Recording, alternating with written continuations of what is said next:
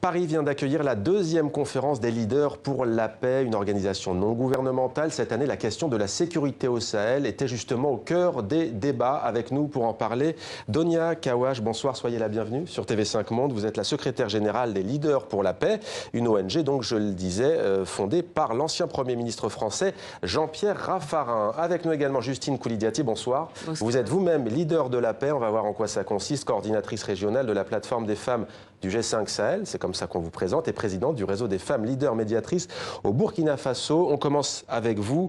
Votre pays, le Burkina, est secoué depuis des années par des attaques, des violences à répétition. On vient d'évoquer dans le rappel des titres cette nouvelle attaque.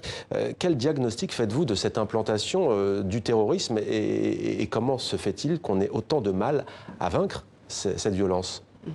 Merci bien, merci de nous recevoir sur votre plateau pour nous permettre de parler de cette situation qui est quand même inquiétante. Mais permettez-moi, dès le départ, de corriger ma présentation parce que ma biographie qui a été envoyée en tant que membre de Leader pour la paix est ancienne. J'ai été effectivement la première coordinatrice régionale de la plateforme des femmes du G5 Sahel et je suis en train de passer la main au Mali, parce que c'est une plateforme qui est une coordination tournante tous les 2 ans. Je l'ai assumée pour le Burkina Faso pour les 2 premières années. Et à partir de présentement, c'est le Mali qui assure la présidence, et là aussi pour 2 ans. Alors le Mali, donc, qui a connu lui aussi justement la déstabilisation, exactement. Coup d'État en 2012, oui. Émergence des groupes djihadistes. Oui. C'est désormais le Burkina Faso, on ne s'y attendait pas, mais il y a eu aussi le renversement de Blaise Compaoré. Oui. Quel diagnostic faites-vous encore une fois de ces violences ? Le diagnostic qu'on peut faire, c'est que, vous savez, chez nous, il y a un proverbe qui dit « Lorsque la case de ton voisin brûle, il faut s'attendre à ce que les feux puissent venir chez toi. » Il est vrai qu'en 2012, il y a eu beaucoup de choses. La crise au Mali, qui elle-même est issue de celle de la Libye et qui a finalement engrangé le côté du Niger et qui est venue au Burkina Faso. Venu au Burkina Faso, après le départ effectivement, de Blaise Compaoré, qui est parti sous une insurrection populaire, soulevée par les jeunes et les femmes particulièrement. Et ensuite, ces premières attaques qui sont arrivées dès le mois de janvier, juste au moment où le premier gouvernement était en train de s'installer. Ça a un signe très fort. Il faut dire que la force de frappe qui a été développée au niveau du Mali et du Niger a angoissé les extrémistes violents qui ont trouvé le Burkina Faso comme un refuge. Qui se sont repliés. D'ailleurs, on voit l'étendue de cette carte, voilà, de ce qu'on appelle le Sahel. C'est tout de même 2 fois le continent européen. On aurait pu mettre sur cette carte, même si comparaison la Tunisie, Donia Kawash, votre pays, qui a connu lui aussi de tristes moments ces dernières années, des moments de bonheur aussi avec la révolution, mais aussi donc des attaques. Vous, par exemple, chez les leaders pour la paix, que pouvez-vous faire pour un pays comme la Tunisie, justement ? La frontière tuniso-libyenne était un des sujets du rapport de la première édition des Leaders pour la paix. Ouais. Comment proposer, par exemple, un dialogue avec les sociétés civiles, avec les jeunes, donc proposer des nouvelles approches pour renouer le dialogue dans le conflit. Parce que pour pas que ces jeunes, parfois, ne tombent dans les bras, justement, de groupes extrémistes. Absolument, et offrir de nouvelles alternatives et perspectives. Et nous avons rencontré l'année dernière, M. Raffarin, accompagné d'une délégation de leaders, le président de la République tunisienne, avec lequel avec lequel nous avons eu un long échange et une longue réflexion qui est venue, évidemment... Et sur quoi il faut mettre l'accent, selon vous? En Tunisie, on évoque souvent la situation économique, notamment des régions déshéritées de l'arrière-pays. C'est la grande priorité face au terrorisme? Alors, les défis sont multiples. D'abord, le chômage des jeunes. Créer des alternatives, créer de l'espoir, de l'espérance, garantir et pérenniser les droits des femmes, parce que dans un pays où les femmes sont libres et où le corpus juridique les protège, la démocratie n'est jamais loin. Et évidemment, garantir aussi la croissance économique.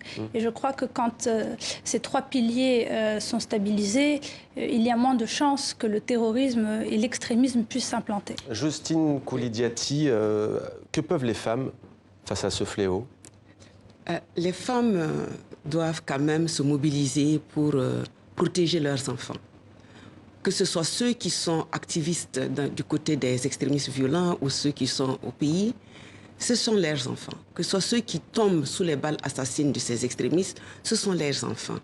Je pense que lorsque la paix est menacée, c'est un devoir pour la femme de se mobiliser et de défendre ce qu'elle a de plus cher au monde, c'est-à-dire la paix, c'est-à-dire la survie de la population. Est-ce que vous craignez aujourd'hui que le Burkina Faso ne perde sa cohésion? C'est un pays qui compte à la fois des musulmans, des chrétiens. On sait que des attaques visent justement des confessions religieuses.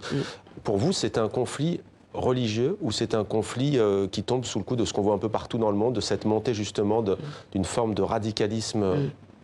C'est une forme de radicalisme et au Burkina Faso, ils n'ont qu'à se détromper parce qu'ils ne réussiront pas à actionner la fibre religieuse. Il y a une cohésion forte au niveau religieux. Là où ils ont réussi, c'est le côté communautaire que nous sommes en train de chercher à réparer. Et nous avons quelques résultats. Nous pensons que si on continue, on peut gérer de ce côté. C'est ça qui fait qu'aujourd'hui, les extrémistes violents, qu'est-ce qu'ils font? Ils viennent dans les localités, ils obligent les gens à les suivre. Vous voyez? Donc, c'est dire qu'il y a des avancées. Et c'est se détromper. Le Burkina Faso a des difficultés, elle sait résoudre les difficultés entre elles, mais elle n'acceptera jamais que des gens viennent d'ailleurs pour créer quelque chose qui n'est pas correct. Donc ça, je suis sûr qu'ils n'auront pas la fibre religieuse. C'est quoi le rôle d'un leader pour la paix? Je précise quand même que la vocation, c'est d'avoir des anciens ministres des Affaires étrangères, de rencontrer des chefs d'État. Vous avez cité BGK et Essebsi, des prix Nobel aussi, et des prix Wangari Maathai. Vous, que faisiez-vous concrètement à cette fonction? Bien sûr, j'ai été cooptée par, bien sûr, le Premier ministre Raffarin, avec d'autres premiers ministres avec lesquels j'ai travaillé, qui me connaissent et qui savent ce que je fais sur le terrain. Voilà, je suis une femme leader qui travaille sur le terrain. Femme de dialogue aussi, parce que vous pensez que le G5 Sahel, par exemple, à lui seul, mettre en commun des forces armées, ça ne suffira jamais à sécuriser une région? Il faudra toujours justement résoudre le conflit différemment? Résoudre différemment, c'est pas tout à fait ça. Parce qu'ils sont contraints de résoudre les problèmes au moins sur les points qui les concernent. Même si chacun doit assurer la sécurité intérieure. Et même au-delà des pays du G5 Sahel, le Burkina a innové. Le Burkina est parti en dehors des pays du G5 Sahel et a des accords avec d'autres pays tels que le Ghana et autres. Parce que nous avons 6 frontières. Aujourd'hui, ils sont là, ils sont imprévisibles. Donc, il faut avoir de la vision. Donc, je ne dirais pas qu'il ne faut pas le G5, mais je sais que jusqu'à présent, le G5 Sahel peine à faire fonctionner sa force conjointe par manque de ressources.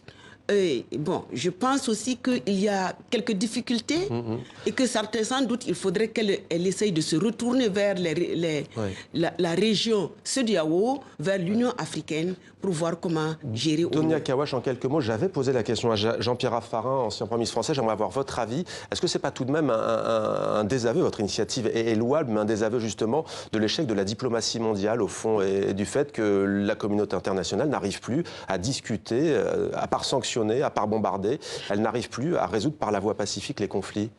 Notre fondation, la fondation qui a été donc fondée par M. Jean-Pierre Raffarin, a pour objectif de favoriser ce dialogue dans le conflit. Et elle a aujourd'hui cette capacité à mettre autour de la table des personnalités politiques qui ne se parlent pas toujours. Ouais. On a l'Iranien qui est avec l'Américain, qui est avec le Russe. Et la Fondation permet aujourd'hui, en tout cas, de se parler. Et de maintenir le dialogue. Et de maintenir le dialogue. Merci beaucoup à toutes les deux d'avoir répondu à nos questions dans 64 minutes sur TV5 Monde.